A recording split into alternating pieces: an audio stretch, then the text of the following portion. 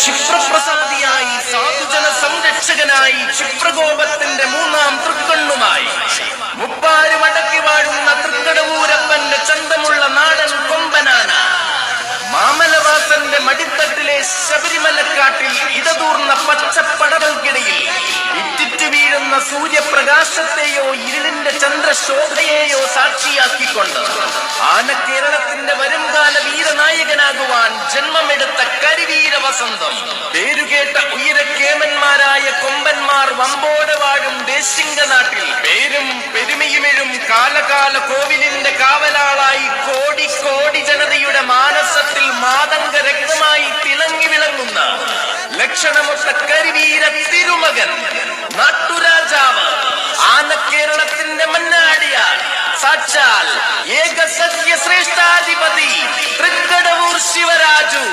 ഇടംപെടുത്താനൊരു വമ്പനാന തൃക്കടവൂരപ്പന്റെ കൊമ്പനാന, ഇടംപെടുത്താനൊരു വമ്പനാന തൃക്കടവൂരപ്പന്റെ കൊമ്പനാന, കരിമുകിലൊളിയുള്ള കറുമ്പനാന കരിവീരൻ Sivaraju കരുമ്പനാന.